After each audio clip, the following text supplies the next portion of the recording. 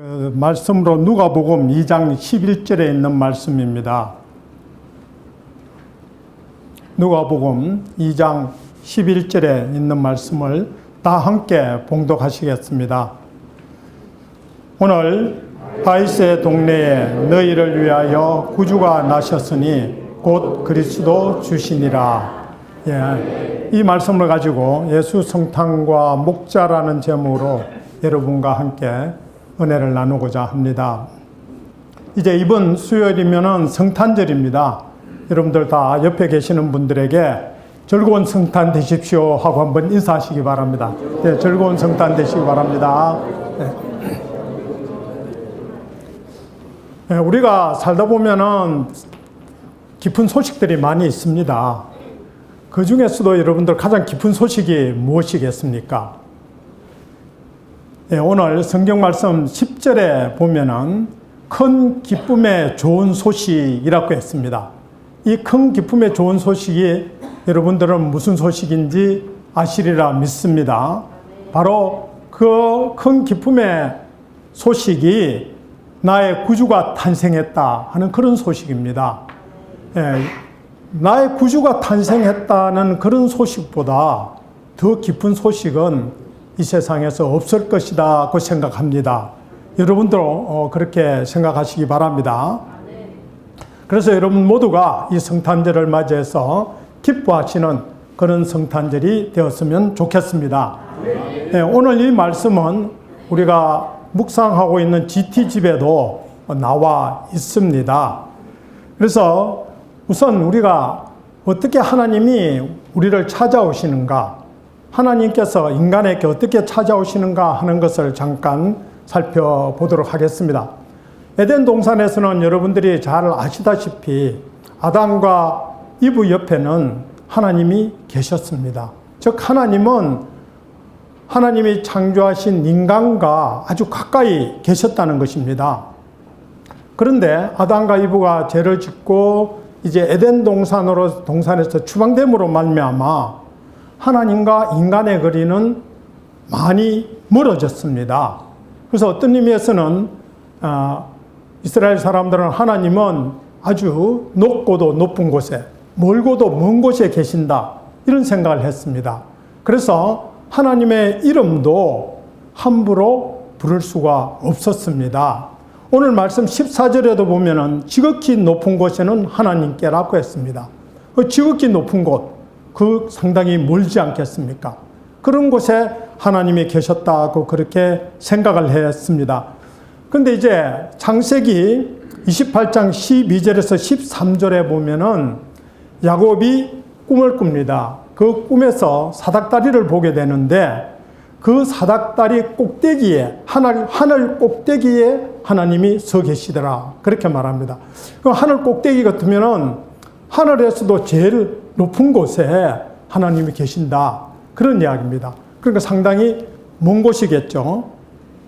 근데 출애굽기 19장과 20절에 보면은 이제 하나님께서 백성들이 보는 목전에서 내가 시내산으로 강림하겠다, 이렇게 말씀하시면서 시내산에 강림하시고 그리고 모세에게 십계명을 주십니다.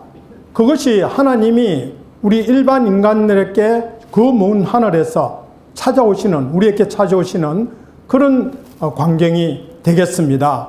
그런데 이렇게 인간을 찾아오신 하나님께서 이스라엘 백성들이 죄를 지음으로써 이제 성소를 떠나게 됩니다.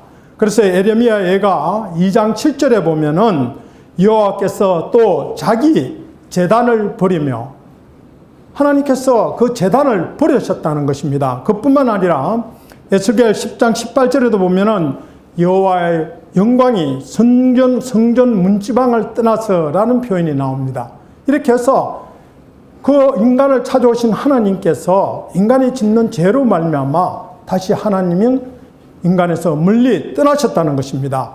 이렇게 인간으로부터 멀리 떠난 하나님으로 인해서 이스라엘 백성들은 이민족의 침략을 받았습니다. 그리고는 얼마나 많은 사람들이 이스라엘 그 이민족의 노예가 되고 또 상당히 어려운 생활을 하게 되고 고통의 세월을 보내게 됩니다. 이런 가운데 이제 오늘 인간의 몸으로 하나님께서 우리에게 찾아오십니다. 그래서 인간을 몸을 입고 우리에게 아주 가까이 찾아오시는 그 하나님을 가족들 외에 처음 목격한 사람은 여러분들이 잘 아다시피 마태복음에서는 동방박사들입니다. 그런데 그 동방박사들은 아기 예수님께 경배를 하고 또 예물도 드렸습니다. 그러나 누가복음과 비교해 보면은 이 동방박사들은 하나님께 영광을 돌렸다든가 찬송을 했다는 이야기는 없습니다. 그러나 누가복음에서는 이 가족 외에 아기 예수를 처음 목격한 사람들은 바로 오늘 2장 8절에서 20일까지 나오는 말씀 중에 바로 목자들입니다. 이 목자들은 오늘 말씀을 정리를 하면은 목자들은 밤에서 밖에서 양떼를 지키고 있었습니다. 그때 여러분들이 잘 아시다시피 하나님의 천사가 곁에 서고 주의 영광이 두루 비쳐서 목자들이 무서웠습니다.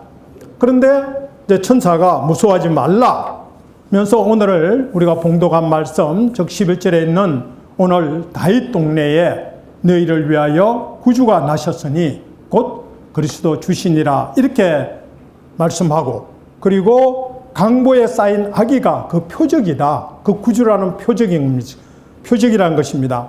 그리고는 갑자기 수많은 천군 천사가 목자들에게 나타납니다. 그리고 2장 14절에 보면은 적기 높은 곳에서는 하나님께 영광이요 땅에서는 하나님의 기뻐하신 사람들 중에 평안이라 이렇게 말씀을 하십니다. 오늘 이제 성탄절을 앞두고 또 이 성탄절을 맞이해서 여러분들이 이와 같은 14절과 같은 그런 기도를 하시기를 축원합니다. 그래서 이 목자들은 베들레헴에 들어가서 아기 예수를 봤습니다. 그리고 마리아와 요셉에게 자기네들이 경험한 것을 이야기했습니다. 그러나 동방박사들처럼 예물을 드렸다는 이야기는 없습니다. 그 대신에 20절에 보면은 목자들은 하나님께 영광을 돌리고 그리고 찬송하면서 돌아갔다. 이렇게 이야기를 했습니다. 그리고 우리가 믿는 사람들은 언제나 하나님께 영광을 돌리고 하나님께 영광, 찬양 드리는 것이 중요합니다. 여러분, 이제 성탄절을 맞이해서 여러분들도 그렇게 하시기를 바랍니다. 이제 목자들에 대해서 말씀을 나누겠습니다. 마태복음에서의 동방박사는 3사람이었는데 누가복음에서 목자들은 몇 명이었는지를 말하고 있지 않습니다. 그런데 동방박사들이 준비한 예물을 보면 비싼 예물들입니다. 그러나 목자들은 예물을 준비하지 않았습니다. 이와 같이 미루어 볼 때 목자들은 가난한 사람들일 것이라고 생각됩니다. 그리고 그 당시에 목자들은 사회적으로 신분이 낮은 사람들이었습니다. 그런데 예수 그리스도가 이렇게 왜 사회적으로 신분이 낮은 사람들에게 그 탄생을 소식이 전해졌을까? 이런 생각을 해봐야 됩니다. 그때 이 목자들은 자기 양떼를 지키고 있었다고 합니다. 그러니까 남의 양떼를 돌보는 그런 목자들은 아니었다고 볼 수 있습니다. 우리가 창세기 31장 40절에 보면은 목자들의 생활이 어떠했는가 하는 것을 볼 수 있습니다. 창세기 31장 40절을 제가 읽겠습니다. 내가 이와 같이 낮에는 더위와 밤에는 추위를 무릅쓰고 눈부칠 겨를도 없이 지냈나이다. 예. 이것은 야곱이 자기 외삼촌 라반에게 한 이야기입니다. 그러니까 덥고 춥고 그리고 어떤 의미에서 악전고투를 했다. 즉 목자의 생활은 이렇게 고단했다는 것입니다. 오늘 말씀에도 보면은 우리가 12월 말 추운 밤중에, 낮이 아니고 밤에, 추운 밤에 천사가 목자들에게 나타났습니다. 즉 어떤 의미에서 1년 중 가장 어려운 때에 천사가 목자들에게 나타났다는 것입니다. 그래서 여러분들도 살면서 어려울 때에 하나님의 천사가 나타나서 여러분들에게 기쁜 소식을 전해주시길 축원합니다. 이제 이 목자들에게 전해진 말씀의 의미를 보도록 하겠습니다. 그래서 그 말씀에 보면은 2장 1절에서 가이사 아우구스도가 로마를 통치했을 때 그때 목자들이 목자들에게 소식이 전해졌다는 것입니다. 이 아우구스토는 이제 다른 번역에서 보면은 아우구스투스 황제라고 말하고 있습니다. 이 아우구스투스 황제는 줄리어스 시저의 처조카였습니다. 처조카였다가 줄리어스 시저가 암살되면서 이제 줄리어스 시저의 양아들이 됩니다. 그리고는 로마의 첫 번째 황제가 됩니다. 그래서 이 예수님이 탄생했다는 소식이 그 당시에 이 아우구스투스라는 막강한, 그 당시에 정말 막강한 그런 권력자, 어떤 의미에서 유럽을 통치하던 그런 권력자에게 나타나지 않고 왜 사회적으로 신분이 낮은 목자에게 이런 소식이 먼저 전해졌을까 하는 이야기입니다. 그래서 이와 같이 목자에게 예수님의 소식이 먼저 전해졌다는 것은 그 예수님의 사역에 대한 예고를 이 목자님을 통해서 하고 있다는 것을 알 수가 있습니다. 여러분도 아시다시피 예수님은 소외되거나 병들거나 똑한 약한 사람들에게 위로를 주시고 고쳐주시고 희망을 주시고 그리고 또한 복음을 전해주셨습니다. 그래서 여러분들이 어려울 때 바로 예수님께서 찾아오셔서 여러분들을 위로하시고 여러분들 병을 고쳐주시고 여러분들에게 소망을 주시길 주님의 이름으로 축원합니다. 그래서 예수 그리스도는 근본적으로 여러분들이 아다시피 겸손으로 우리를 구원하셨습니다. 그래서 바로 하나님이 구유에 누워 있다. 그 여러분들이 구유라는 것은 여러분들이 아시다시피 짐승의 여물통입니다. 짐승의 먹이를 주는 통입니다. 이것은 이스라엘에서는 주로 나무로 팥을 만들었습니다. 그 여물통 위에 하나님이 누워 있었다. 이것이 여러분들 생각하실 때 상상이나 되겠습니까? 예. 또한 예수 그리스도도 여러분들 마태복음 8장 20절과 또 누가복음 9장 58절에 보면은 예수께서 이르시되 여우도 굴이 있고 공중에 새도 거쳐가시되 인자는 머리 둘 곳이 없다 하셨어요. 그러니까 예수 그리스도는 이 여물통 위에서 태어났을 뿐만 아니라 이 세상을 사시는 동안에 공생애 동안에 자기가 머리 둘 곳이 없었다는 것입니다. 그런 아주 겸손한 마음으로 하나님이 우리에게 다가오신 것입니다. 그래서 예수 그리스도는 어떤 의미에서 나무 십자가에 매달리면서 우리에게 겸손의 극치를 보여주셨습니다. 그런 예수 그리스도를 우리가 가룟 유다는 전혀 이해할 수 없었습니다. 가룟 유다뿐만 아니라 그때 대부분 사람들은 아마 이해를 못했을 것입니다. 오늘날 우리는 성경을 읽어서 이해하지만 그렇기 때문에 예수 그리스도가 돌아가셨을 때 베드로도 룹으로 다시 돌아갔고 또 제자들도 흩어졌습니다. 만일 이렇게 예수 그리스도가 부활을 하지 않았다면은 아마 기독교는 존재하지 않았을 것이고 오늘날 우리에게 구원도 없으리라고 생각합니다. 그래서 마태복음 27장 39절과 44절에 있는 말씀을 보면은 십자가에 못 박힌 예수님들에게 그 옆을 지나가는 사람들과 제사장들과 서기관들과 장로들까지 그리고 옆에 있는 강도들까지 예수님을 어떻게 희롱하느냐 하면은 너 십자가에서 내려와서 너부터 구원하라. 이렇게 희롱을 합니다. 여러분 한번 생각해 보십시오. 예수님은 바로 하나님입니다. 그 하나님이 십자가에서 내려오고 싶으면 얼마든지 내려와서 그렇게 말하는 사람들을 아마 처벌을 하도 있었을 것입니다. 만일 그렇게 됐다면 어떻게 되겠습니까? 물론 이 사람들에게는 답이 되었겠지만 그러나 우리에게 구원은 없었을 것입니다. 그래서 예수님은 그 십자가 상에서 우리를 구원하시기 위해서 그 고통을 참으시고 이 세상을 떠나신 것입니다. 그것은 바로 우리가 겸손해야 된다 하는 것을 가르치고 있습니다. 이 겸손은 무엇을 의미합니까? 우리가 전도를 할 때는 이렇게 예수 그리스도처럼 겸손해야 전도를 할 수 있다 하는 그런 가르침을 여러분들에게 주고 있습니다. 그래서 여러분들이 전도할 때 겸손하시기를 축원합니다. 그 다음에 이제 예수 그리스도가 찾아오는 소식은 모든 사람들에게 해당이 됩니다. 오늘 말씀 10절에 보면은 천사가 목자들에게 이렇게 말합니다.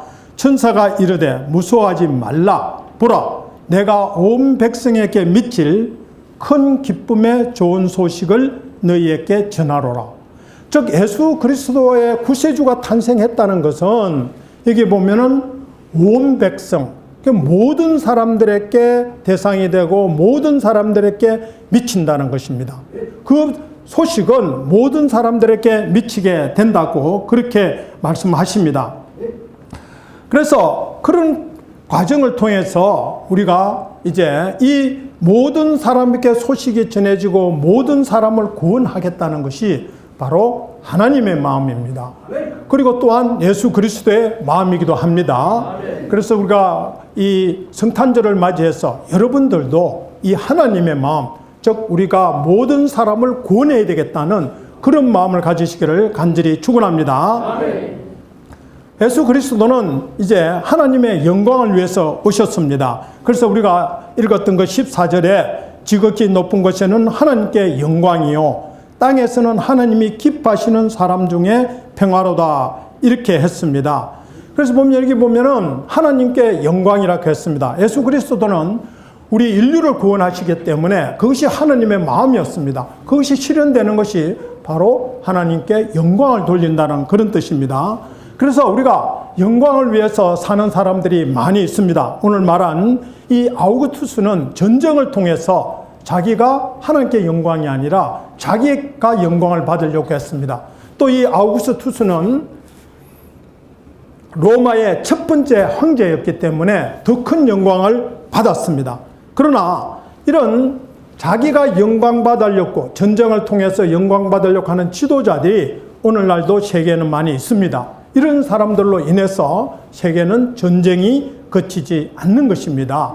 그러나 하나님은 우리는 전쟁을 통해서가 아니라 바로 희생과 인내를 통해서 예수 그리스도의 탄생을 전함으로써 이 세상에 하나님께 영광이 되고 또한 평화를 이룰 수 있다 하는 그런 이야기입니다. 그래서 예수 그리스도는 바로 평화를 위해서 오셨습니다.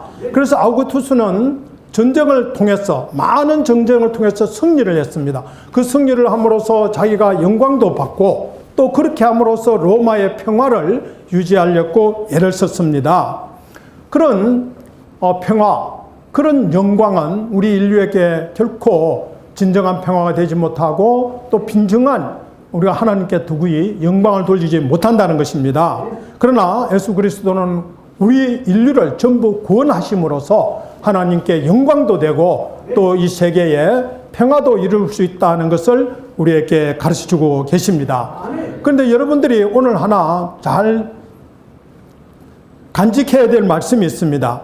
이 오늘 14절에 보면은 하나님께 영광이라고 하는 곳에는 어떤 조건이 없습니다. 거기는 보면은 그러나 땅에서는 하나님이 기뻐하신 사람들 중에 평화라고 했습니다. 즉 하나님이 기뻐하신 사람들 외에는 평화가 없다는 것을 말하고 있습니다. 그래서 이 평화라고 하는 것은 제한적인 사람들에게만 평화가 온다는 것입니다. 그러니까 하나님이 기뻐하시는 사람들에게만 평화가 있다는 것입니다. 그 하나님이 기뻐하시는 사람은 누굽니까? 여러분들이 제가 조금 전에 말씀드린 것처럼 하나님은 예수 탄생의 소식을 모든 사람들에게 전해진다고 했습니다. 모든 사람에게 미칠 것이라 그랬습니다. 그러나 그 평화는 오직 하나님이 기뻐하는 사람들에게만 평화라는 것입니다. 그 기뻐하는 사람이 누구겠습니까? 바로 하나님이 기뻐하는 사람은 여러분들, 즉 우리들입니다. 예수 그리스도를 믿고 예수 그리스도를 구세주로 영접하는 여러분들에게만 평화가 있다는 것입니다. 여러분들에게만 진정한 평화가 있다는 것입니다. 여러분들이 아닌 사람들에게는 평화가 없다는 것입니다. 즉 예수 그리스도를 믿지 않는 사람들에게는 진정한 평화가 없다는 것을 오늘 1구절에서는 말씀하고 있습니다. 그렇기 때문에 우리는 어떻게 해야 되겠습니까? 우리가 세계 평화를 원한다면 우리는 바로 예수 그리스도를 전하고 예수 그리스도를 사람들이 믿게 해야, 그래야 이 세상에 진정한 하나님이 원하는 그런 평화가 올 수 있다는 것입니다. 그래서 이 성탄절에 여러분들의 구주 탄생을 믿을 뿐만 아니라 또 그것을 전하면서 우리가 하나님이 원하시는 하나님의 뜻을 이루고 또 이 땅에 평화를 이루는 그런 여러분들이 되었으면 좋겠습니다. 이제 말씀을 정리를 하겠습니다. 이제 하나님께서는 멀고 높고 그런 곳에 계셨지만 인간의 몸을 입고 바로 우리 인간 옆으로 찾아오셨습니다. 근데 이 예수님은 사회적으로 신분이 낮은 그런 목자들에게 먼저 예수님 탄생의 소식이 전해졌습니다.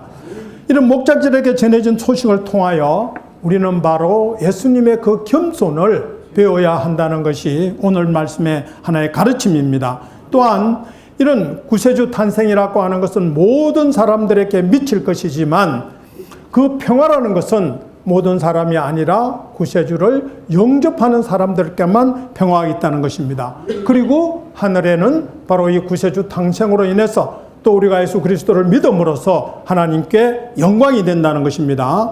그래서 이 성탄절에는 하나님께는 영광이요, 여러분과 여러분 가정이 기쁨과 평화가 충만하기를 주님의 이름으로 축원합니다.